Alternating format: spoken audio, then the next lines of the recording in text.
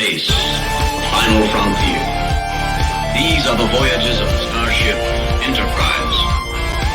Its 5-year mission, to explore strange new worlds, to seek out new life and new civilization, to boldly go where no man has gone before.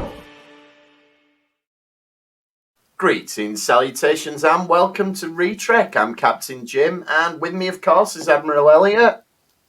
Hi there. And we are hopefully live on Facebook and live on Twitch. YouTube, we need to wait 24 hours until we're verified. And next week, we will be live on YouTube. So we're trying to do all the technical stuff without Dr. Squee. Because we're trying to learn. He can do all sorts of clever things, but we're getting there. And we got the bug for live streaming, didn't we? Did. Dr. Squee hosted us for 3 months. Yeah, exactly. So if you're listening to the podcast, just the same as normal, but believe us, we're trying to do clever things here. So we are here this week to talk about a couple more episodes of Voyager. We're still focusing on the Vidians because we've decided we like the Vidians, and unfortunate these are the last 2 Vidian episodes. That's true. Like I think I keep saying I think they're a brilliant alien race. I think they're a great baddie, and they don't get the use that they deserved. No, absolutely.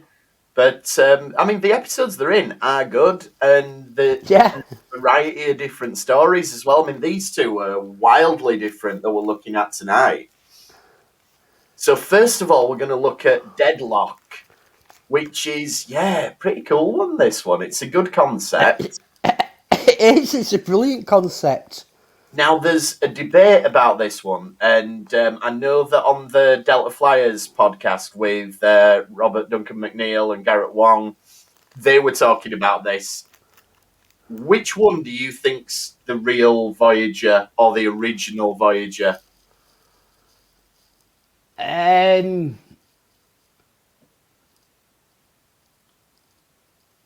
I think the original Voyager is the one that survived. The one that survived, so the first one. Yeah. So it's real Voyager, original Voyager, but we've got fake Harry Kim or duplicate Harry Kim. Fake Harry Kim and fake Naomi Wildman. Right, yeah, that's where I come down on it as well. They decided it was the other way on the Delta Flyers. So Harry Kim's the only original crew member left at the end of the episode.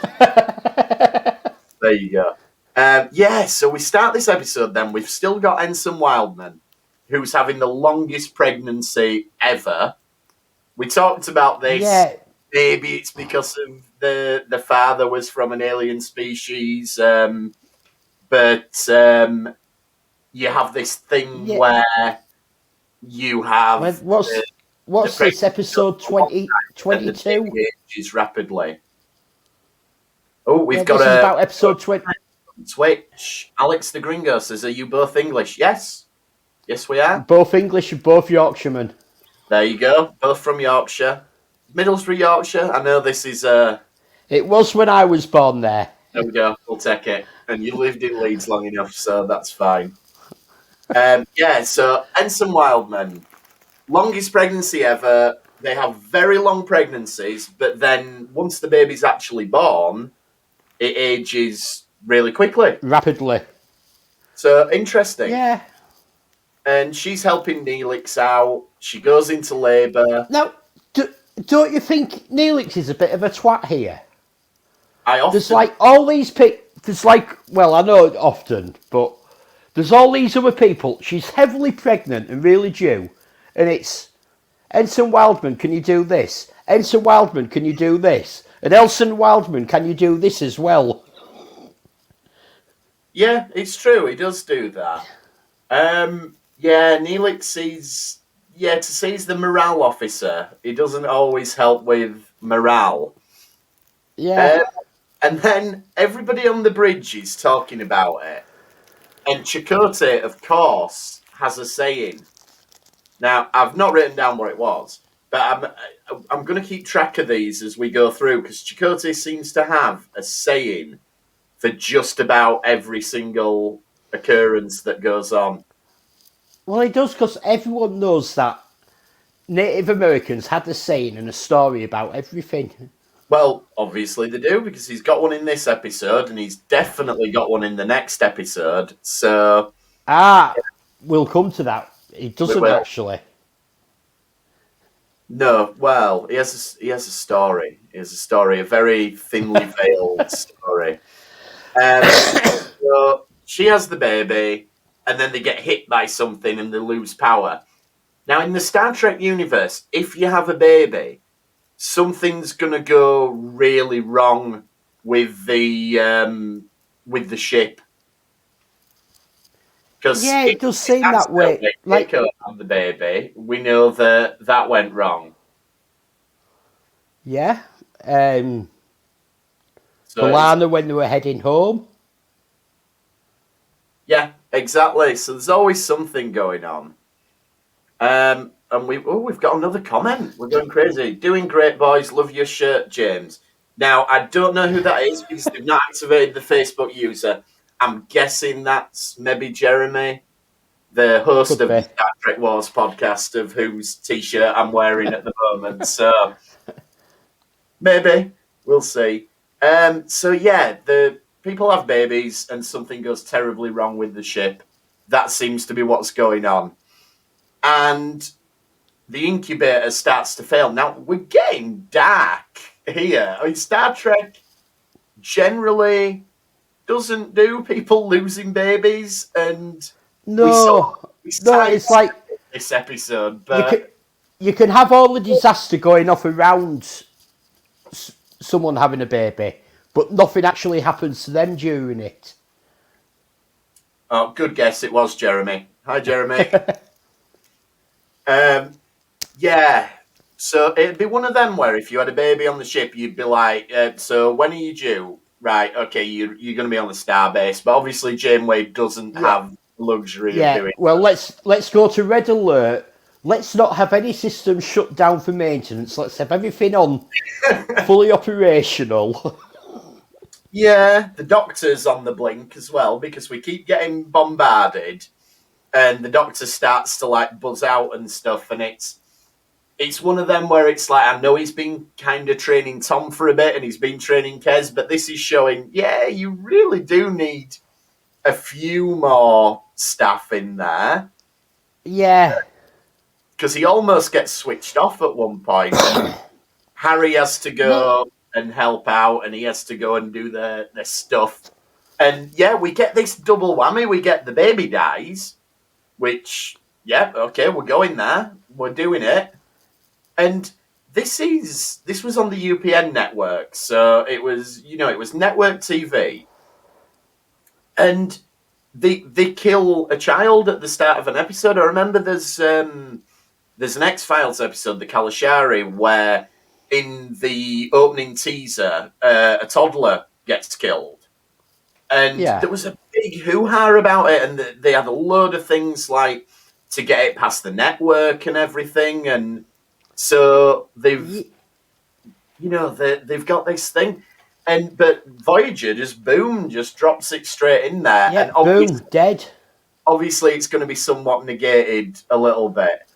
And our Facebook user friend says, "Babies in Trek are like babies in real life, plot destroyers."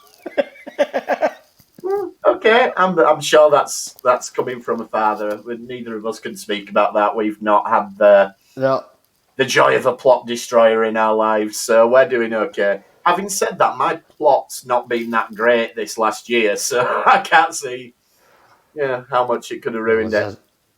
So then, after the baby dies, Harry gets sucked out into space.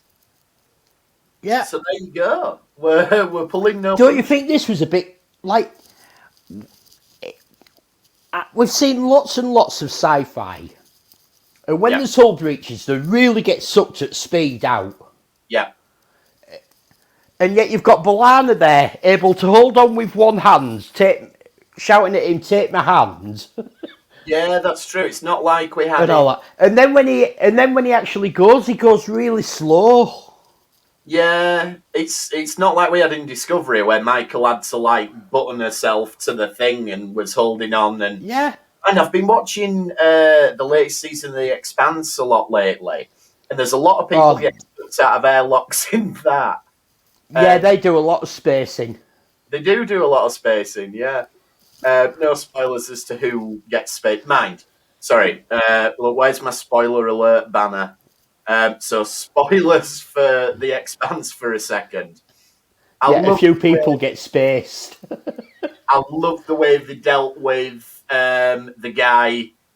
I won't say his name for anyone who's not seen it, but the guy who's been mired in some controversy in real life, but had already filmed all his scenes this season, and then they realised in the finale we've got to write him out.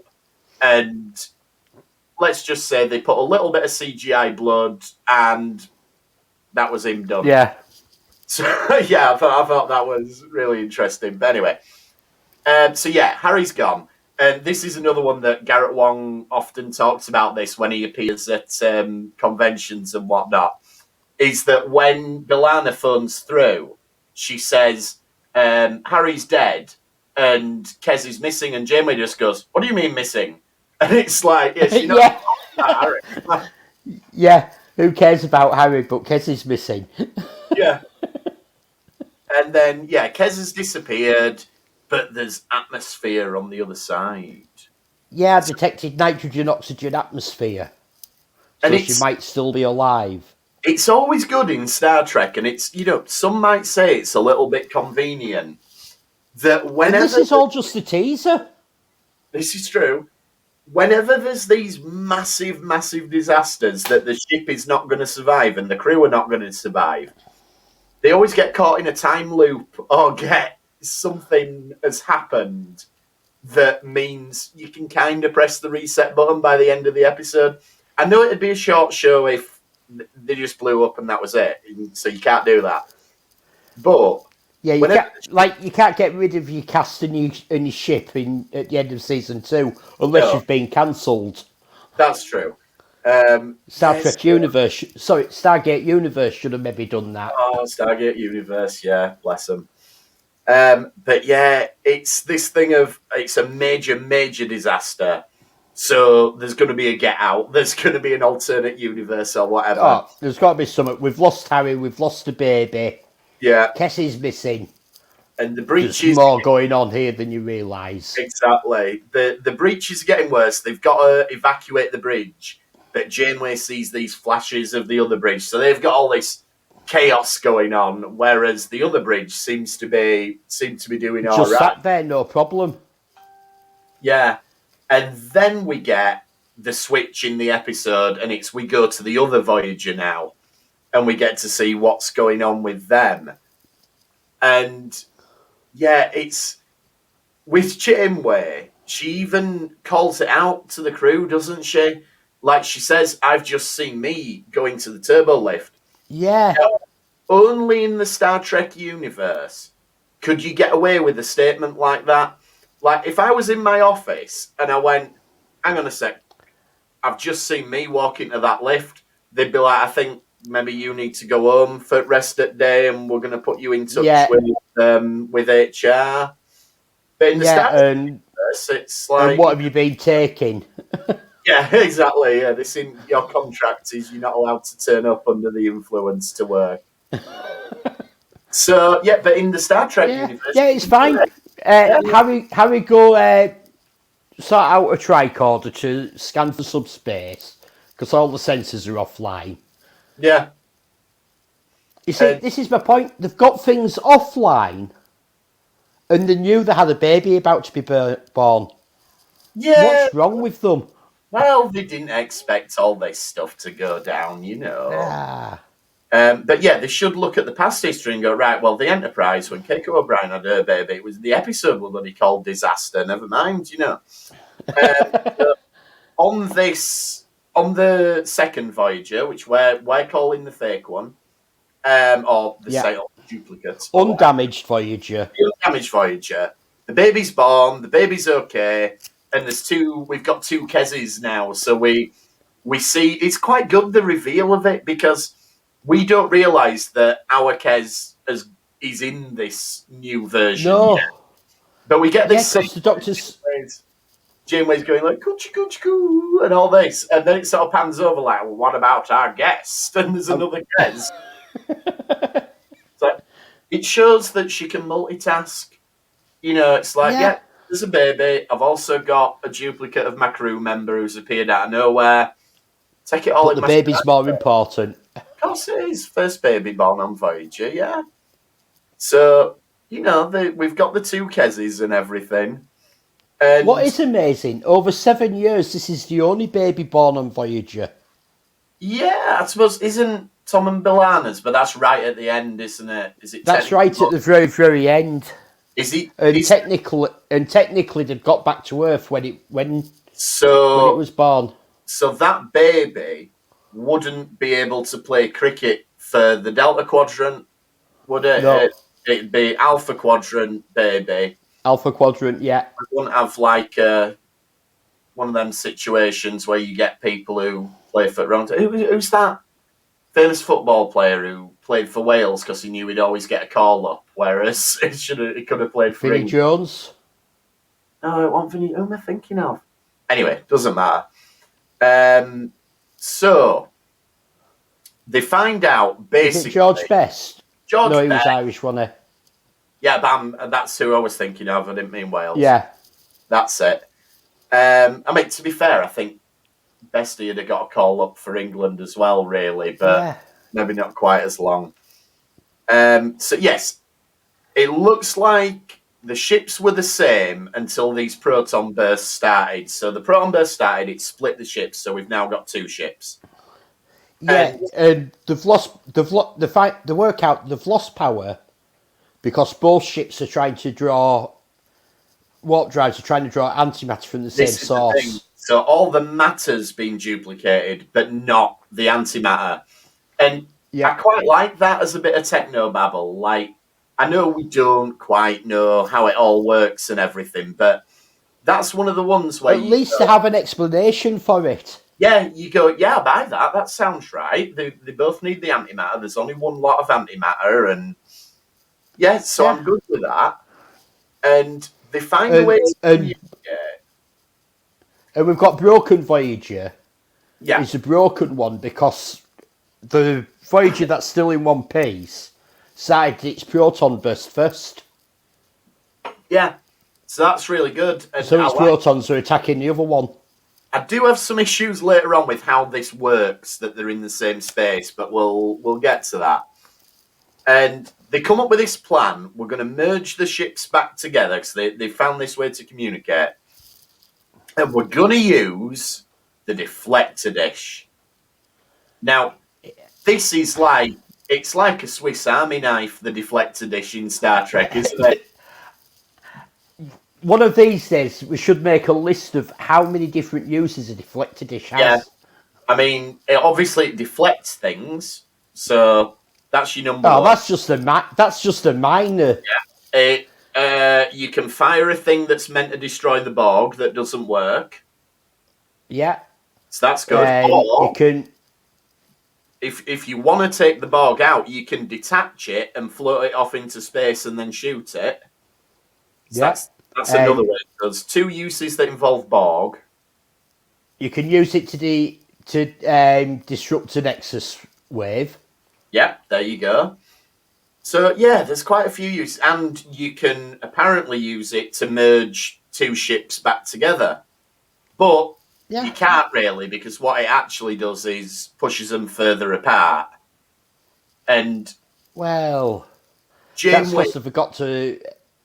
because they forgot to reverse the polarity. If Doctor Who would have been there wouldn't have been a problem. John Pertwee would have been on the case. Yeah. Been all right. So Janeway 2 now comes over to Voyager 1. And they have I think that's a really good scene where they're talking to each other. And they sort of realise, like, oh, actually, we've considered everything because I know that I've thought of everything, and I know that you must have thought of everything because you're me.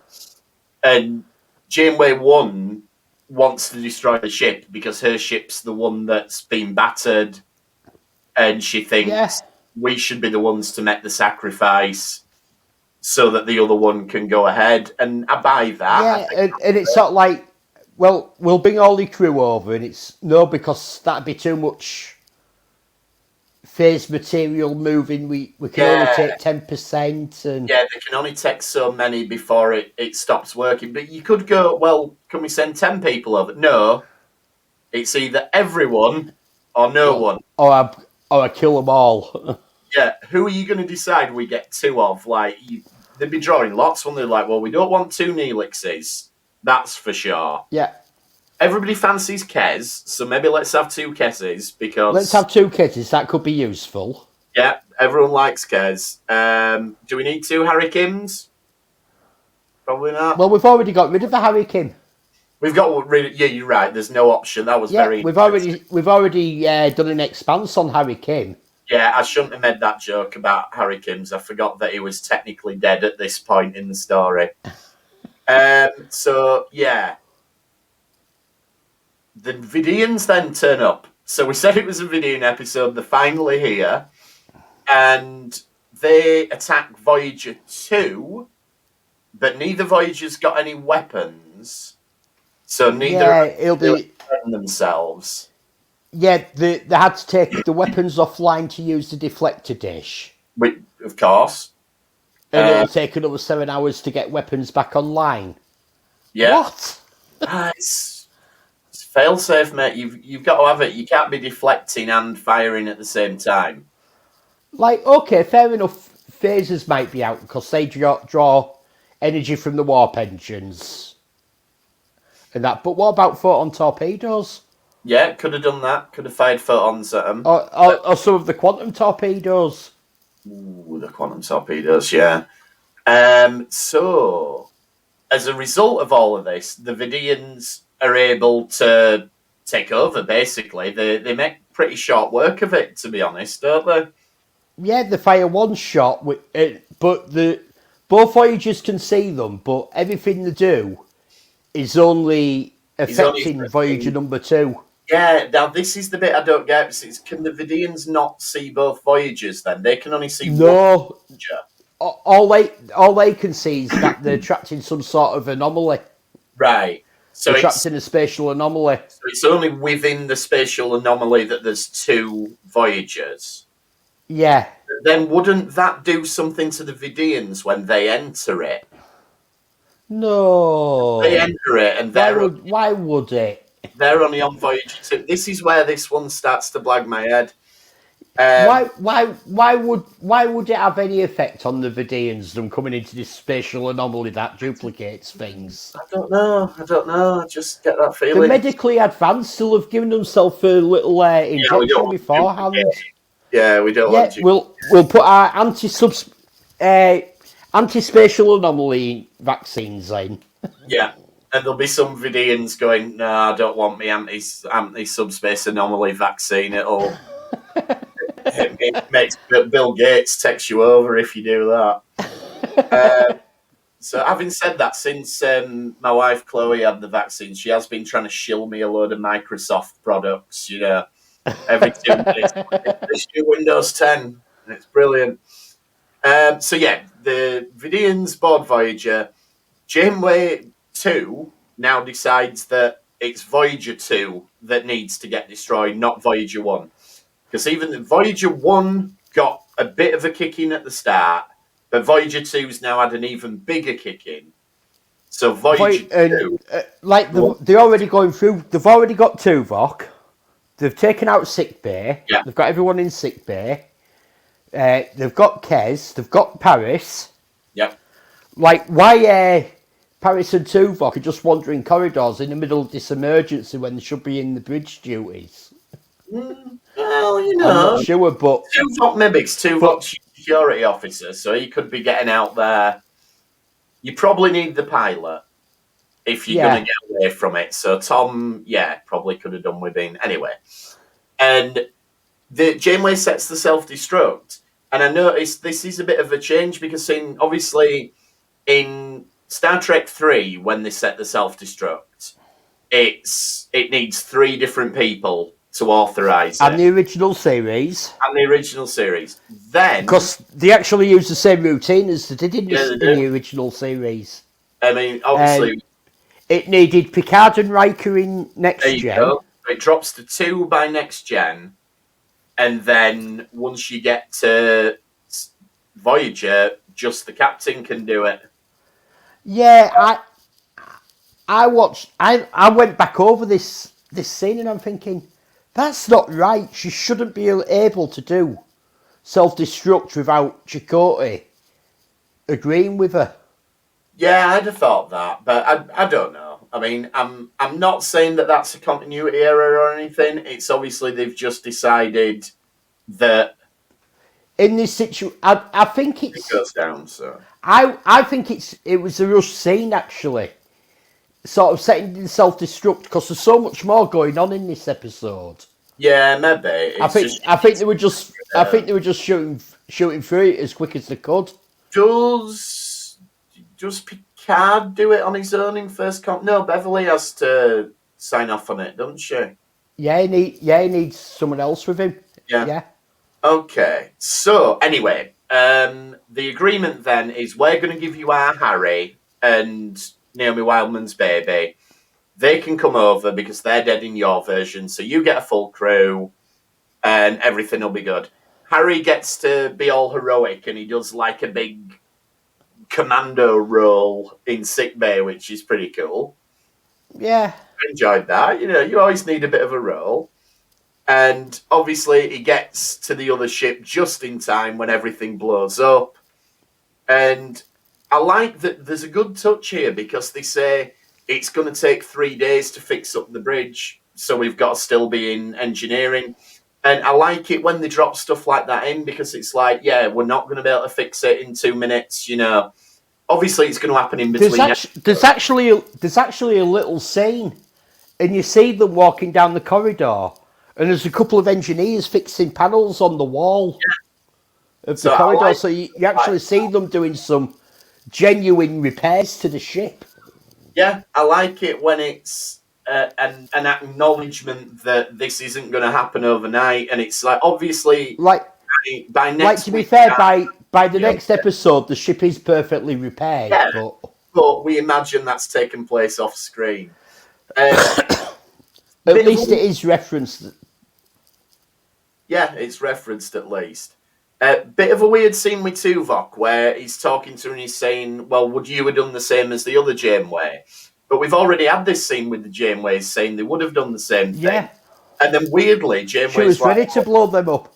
Yeah, but Janeway's like, oh, I can't say, I don't know. And it's like, well, you do know, because you are going to do it. So that just seems odd.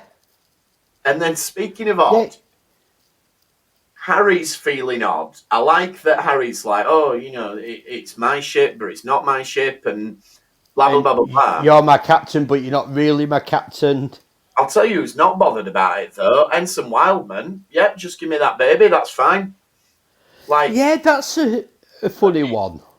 I mean, okay, technically, yes, it's split, so it's exactly the same as the baby she lost. But surely there's a trauma to losing the baby. You know, I know we've not got time to deal with it this episode, but it's just, here's your replacement. Oh, that's fine. And it's just too quick. It's like at the end of Face Off where John Travolta turns up with a little kid and he goes, oh, I've got Nicolas Cage's kid now. That makes up for the son we had that was murdered by Nicolas Cage. And wife just goes, oh, yeah, fine. And, you know, I just don't... Obviously, this episode doesn't want to tell the story about a mother losing a baby and the trauma. That's fine. Yeah, like, I think this is probably how... But this is probably how they got it past the network in America, that they had the baby die right at the beginning during the teaser. That they just went, no, it's okay, it's not really dead, because it's there with its mum at the end. But this is the thing. If this was a time travel episode and they brought the baby back through some paradox, then yeah, fine, the baby wouldn't be really dead. But Baby One is definitely dead. And Ensign Wildman kind of seems okay with it. Like, I wonder if the doctor gave her like a bit of an injection, like, oh, don't worry, you just hallucinated Baby One dying. Shh. Yeah, I don't know. It's just, it doesn't ring true. Yeah, it's a little bit iffy. Anyway, anything else on that one before we move on to the? No, like again, I think this is another good episode. I think we can find holes in it. No, I think it's an enjoyable episode. It's a fun episode. There's lots going on. The concept is great. This way, I'm not 100% on how it works, but I think it's a great concept. It shows the Vidians being really tough together, which is great.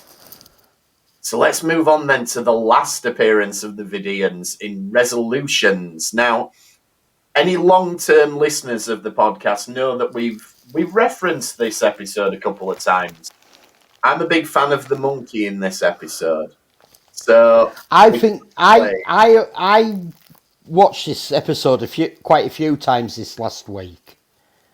And I've got to say, I think this is possibly Chakotay's finest moments in this episode. Really? I think Chakotay really comes into his own in this episode. Well, he's good at woodwork and stuff in it, isn't he? Yeah. So, okay, we'll go with that. Let's see then. So, this is the infamous Chakotay and Janeway stuck on a planet together. So, yeah, did they or didn't they? Of course they did. I think they did. It starts off, and we're not beating around the bush. We start off with them in stasis. They've been there for 17 days. And the doctor's been in stasis 17 days. Yeah. The doctor spent a month trying to cure them. Yeah, they've not found a cure. They've got this virus. There's no cure.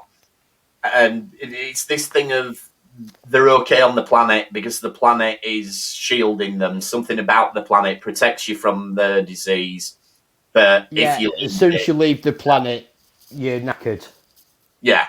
And obviously, the doctor says, well, why don't we, get in touch with the Vidians? Because they've cured loads of things. And Chakotay, who, bear in mind you're saying this is Chakotay's finest hour. He says, well, the Vidians have never shown any inclination to help us. What about when they fixed Neelix's lungs? They didn't really have a choice there, did they? I don't know. I think they were pretty helpful there. Yeah, but they had nicked his lungs in the first place. They had, yeah. And they had to hunt them and catch them. Yeah. And they still helped. They helped in the end, but only under duress. Well, he could have said they've only ever helped us under duress or something. Anyway, so Tuvok gets made the captain, but he don't do a Saru. He don't upgrade his pips straight away. He still keeps his lieutenant's pips. Yeah, I noticed he keeps them all the way through. He never upgrades his pips. Yeah. Maybe he's holding it in back of his mind. Maybe this is only temporary. I think he's just myself. I'm going to put this out there straight away. Tuvok is the worst on-screen captain in Starfleet history. Ooh. He's a crap captain. Ooh, interesting. I'm trying to think if I can think of anyone. Think of a worse one. Off the top of my head. Yeah, okay. I'll go with it. So yeah, Tuvok, he says, we've got this order not to contact the Vidians. Nobody's happy. Whereas Janeway on the planet, she thinks that she's going to find a cure. She's like, I'm going to devote myself to this. I'm going to find it, even though the doctor hasn't. Now, don't you think this is a bit rubbish? Like, you've had the doctors. We don't know everything the doctor's done for a month. They don't know everything he's done for at least 17 days because they're in stasis. True. And she's there, I'm going to catch one of the insects. And studying that, I'll find the cure. Yeah. Do we not think that the doctor might have thought, let's catch an insect and try and find the cure that way? Yeah, he could have done. I mean, that would kind of be the first thing you'd do. You know, if you... Yeah. I mean, obviously we're all experts on viruses and antibodies and stuff like that now because, you know, we've seen or read the news. But my understanding is to cure the virus, you need a sample of it so you can train the body to fight it. So, fighting insects would be a good idea. That's just... I think we both agree the Doctor is probably one of the best Starfleet doctors that we get. Oh, definitely. And how good he is at curing stuff. So he's going to have thought of that in this month. You would have thought so. But anyway, Janeway wants to do it herself. So she needs something to do. But she also wants a bath. That's the thing. Yeah. She needs a bath on this planet. And Chakotay's like, can't you get used to sonic shower? Know what I mean? And she's like, no, I need a bath. And also, you can call me Catherine. So she's all ready. Yeah, like... we can't have a chain of command. There's only two of us, which makes sense. Oh no, absolutely. How can you have a chain of command with just two of them?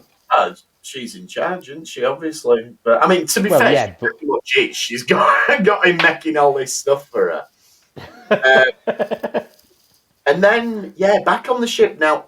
I really like the stuff on the ship in this episode because you've got Harry and B'Elanna, and already they're sort of almost planning a bit of a mutiny. It's like, well, hang on, shouldn't we? You know, Tuvok says we can't go talk to Vidians, but you know, maybe it's something we can do and all that.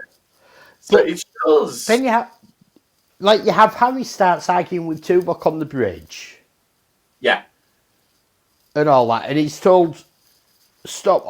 You'll be removed from the bridge." And Tuvok removes him from the bridge. And I wonder, because everyone goes on about Harry Kim's always an ensign for 7 years. Yeah. And this is where we see the subordinate side of Harry Kim. Yes. And I wonder how much, because we only see 45 minutes a week of what they're doing. I wonder just how insubordinate Harry Kim is most of the time. Harry all the time, like in between. I reckon this episode we're actually seeing a true side of Harry Kim that is insubordinate, and I think we're finding out.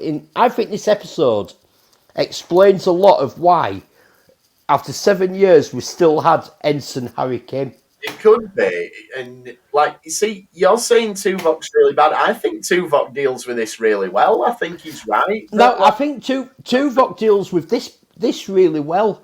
The reason I said that he's a bad captain is he's given an order by Janeway and he just follows it and does what he's told. And it's just get us home. I think I get the impression that they've gone at least 2 months, probably 3 months. Yeah, definitely, it's a long time. He's not explored any nebulas looking for coffee. What's he doing? Just going in a straight line home? He's not gone into any anomalies that have split the ship into or any. He's just gone in a straight line, heading home. Yeah, don't talk to the Vidians and head home. Yeah. He's given 2 orders by Janeway, made captain, and all he does is follow them 2 orders without deviating at all and anything of his own discretion. That's true. That's why I think he's a bad captain. He doesn't seem to, take the initiative very much. He's not. When he does finally do something different, it's only because Kes points out to him how bad he's been as being a captain. Yeah, he does kind of give in to a bit of peer pressure from the crew, really, after a while. But back on the planet then, 24 days have passed. Janeway's not found a cure, but Chakotay's built a bath. And they've named the planet New Earth. It's like, really? Yeah. Yeah. How many New Earths must there be knocking about in the Star Trek universe, or not just the Star Trek universe, all the other ones as well? Throughout the sci-fi universe. Yeah, exactly. Universe. And I liked it. What's that cartoon, Titan AE, where they call it Planet Bob instead? It's meant to call it Bob. And then this is where my favourite guest character comes in, the monkey. And they just find this random monkey. And Janeway's like, oh, hello. And they've got this thing going on where Chakotay is like, right, you need to stop researching the cure. And this is where he comes out with his saying. He says, even the eagle must know when to sleep. Because you often see them eagles. The eagles are flying around going, oh, yeah, not now, not now. Known for avoiding sleeper eagles. But they must know when to do it. They must. This is that fella, isn't it, that they got who were pretending to be a Native American expert. Yeah. We need a saying for this week. The eagle must know when to sleep. Yeah, that'll be 50 quid. Yeah, that'll be another couple of grand. Yeah, thank you very much. I've got loads more where that came from. Just let me get me fortune cookies and I'll thank you. 6 weeks have passed then now. And this is where they encounter the Vidians. And yeah, this is where you said about Harry. He wants to contact them and everything. And then they up their insurrection game at this point. Like, you have the bit in the mess hall where people are sort of strolling over, like, hey, aren't we planning something here, lads? Yeah, you're planning something. And bit of a... And Harry calls Neelix over. I've got something going on that could be a good morale boost for you. You want a bit of this? You don't want Neelix in on your plan, surely. But anyway, so basically everyone is up. When he's doing that to Neelix, it reminds me of the guy from Dad's Army who's always got the black market stuff. Yeah. You want a bit of this? Yeah. I don't think he's quite on Del Boy level, but... No, not quite. But he goes to Tuvok with his plan, and Tuvok's just not up for it. Like, no, don't like it. And Tuvok's right, and Tuvok points out, like, you can see how he says, like, we've got this and we've got that, that'd be interesting to Vidians. And Tuvok goes, yeah, and when we met them last, we blew the ship up and killed 300 and odd of them. Every time you've met them, it's not gone well. But anyway,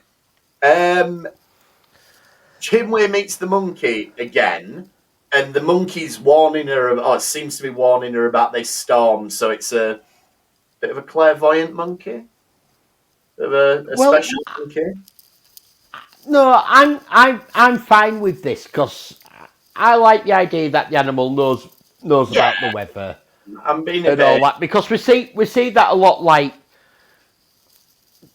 birds and all that react to the weather, how they move out the way before it gets here, and we see that a lot. Cows kneel down in the fields. It means that I just find the monkey very funny. And meanwhile, Chakotay is setting out his stall. What are you making now, Chakotay? I'm making some headboards. Yeah, I've noticed that you like to sit up in bed and read. Yeah. All right, so you've been watching her in bed, have you? Yeah, and I'm gonna don't you find that a bit creepy? Yeah, I'm gonna make these nice sturdy headboards. I've got me theory at this point. They would have separate bedrooms, and I'm quite sure that they'd shut the door on a night when they go to bed. You'd think so. Like, there's nothing going on at this point between them, so she's going to want to get undressed, and she's not going to want to flash everything to Chakotay. You might start getting ideas. But here, it's already letting her know, I've been watching you in bed. I've been watching you while you sleep. And I'm making you these headboards. But Janeway thinks he's given up, which he has. You know, I think he's being a realist here. And he is being a realist. He goes, look, the doctor tried to find a cure. You're trying to find a cure. But the reality is we might have to spend the rest of our lives here. So at least let's have some comforts. Yeah. And I think he's being a realist, and I think he's really good here. He's a Native American, so he's got skills in the forest.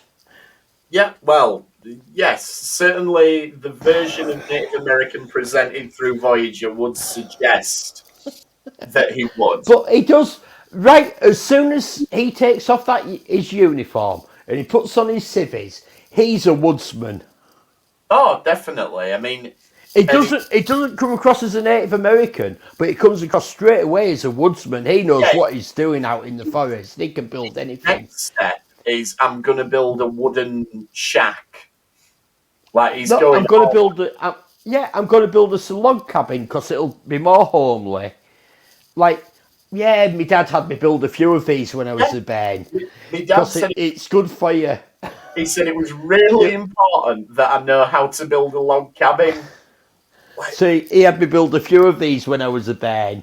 Yeah, brilliant. Yeah. What were he doing? We were like into real estate and stuff. He was selling them. Like, come on, Chakotay. We've got 3 people booked for August. You need to crack on with that one. So, yeah, okay, we'll go with that. Remember, you said this is Chakotay's finest hour, but anyway. I do, because Chakotay's been a realist and he's turned into a logsman. True. And he can deal with being stranded on the planet. He's no problem with it. It's true. This is Chakotay's finest moment because he deals with it and he comes into his own and he turns into a pure woodsman, Native American, or let's whatever. go. The next thing he does, I'm going to give Janeway a massage. And let's be honest, it's a bit of a sexy massage. And then he goes, the reason I'm so good at it, I practiced this on my mum. Okay? And it's not like, what? Your dad's got you building these... He's had a weird upbringing. Like, your dad's got you building these cabins. Your mum wants and your mum's got you doing sexy massages. Yeah. Okay, that's fine. Meanwhile, on the ship, then, they're going to contact Pell from the previous episode, the Doctor's friend, and she's looking a lot better. It seems to be working. Yeah, she looks like she's got half of somebody's face being put on her. And she's got no problem helping out. The Vidians at this stage are being really helpful. Tuvok's given in. He's like, yeah. Yeah, and said, well, let's contact Prell. And she's going, yeah, I'll help. I know what it is. Yeah, we have a cure for that.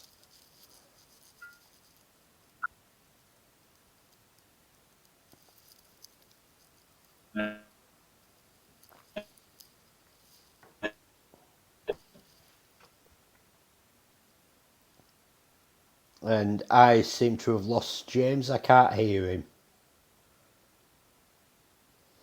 Oh, are you back? Yeah, I'm back. On my end, it was you that went. Yeah, a bit of interference there. I reckon it's Robert Beltran's been monitoring us. Yeah, we'll pick up where we left off. That's not bad that we've only had one hiccup in his first live stream. Yeah, and I like to blame it all on Virgin Media because we're both on Virgin Media and the lying about the broadband speeds we get. Eras, they're going to cut us down again. Okay, we won't slag off VM again. We won't say the full name. The Virgin Media are brilliant and they provide really strong, stable internet that work. I am not kidding. The Wi-Fi bar just went up a notch when I said that. Okay, let's go back to that because we're not getting anywhere talking about the brilliant service from Virgin Media. So yeah, Pell's going to help him and everything. It's all going to be okay, except obviously it's not, and the Vidians turn up and surround them, and it's not so great. Back on the planet, after the sexy massage, Janeway decides they need to define some parameters, and this is Chakotay's finest moment, I think, because he really has the story to tell now. Yeah, he tells his story about the warrior and the brave princess Yeah. And how that they ended up living together to be as one. And then he admits that he made it up. Yeah, he does, yeah. Straight away, he's like, yeah, I made that up. Yeah, I made that up, but it was a better way to get in your knickers. Yeah, and then, this is the bit. So they do a bit of hand-holding, but then they start, like, rubbing each other's fingers with the handhold. Now, I think after this, they definitely went to bed. Oh, definitely. Yeah, without a doubt. I don't think there's any ambiguity in it. But it's never obviously touched on again. But it's never mentioned. I'm firmly in the camp that they definitely did. And probably got some good use out of the headboards that Chakotay had made. Yeah. It's a good job they had headboards. Exactly, yeah. His log cabin might have even fallen down if they got a bit carried away with it. Well, it wasn't there. Yeah, absolutely. So, yeah. Voyager then, they're in trouble, but Pell gets in touch with the Doctor. She didn't know they were going to attack, and she sends the cure over. They win the battle, and Tuvok goes, right, we've got to go back to the planet. You know, the one we left 6 weeks ago? Let's go warp 6. Yeah, that's the speed that they go a lot in the Delta Quadrant, and it's to do with the fuel reserves. Right. Okay. Like they can go at maximum warp, but you can't sustain maximum warps. No, but in the first warp 6 is so you've got realistically, like we're at 7 or 8 weeks at this point when he gets the cure from the Vidians. Mm-hmm. And Tuvok has been doing as he was told, so we've got to assume he's been going for 7, 8 weeks, so 2 months at warp 6. Mm-hmm. So he's got another 2 months at warp 6 to go back. So we've now got 2 months after they started with sexy time of Chakotay and Janeway. Mm-hmm. And they do seem like they've got a relationship dynamic on the planet when it cuts back to them. Next time we see them, they're a lot more giggly with each other. And Chakotay's next project, I'm going to build a boat. He hasn't even finished building the log cabin yet. No. Janeway got a sexy massage out of him from cutting logs. But where is this log cabin? That's true. We don't see the log cabin, but maybe he's one of these people who always like starts one thing and then he's like, "No, I've got a better idea. I'm going to go with boat." But obviously we don't get there because we find out that Voyager's back and they're going to take him away, and there's sort of mixed reactions to it. The monkey comes to say goodbye, which is very nice of the monkey. Yeah, but they're back on the ship. They get packed up. Yeah. Well, they're very business-like, aren't they, when they get back on ship? Like, we all know what's gone on between them, because, like, they've had another 2 months together before Voyager got back in touch with them. So, but then they're very business-like. Look, it happened. We thought we were there forever. It happened. We're both grown-ups, but now we're back on Voyager. We're back, and that is in the past, and it's not repeating. We've got to re-establish the command structure and blah blah blah.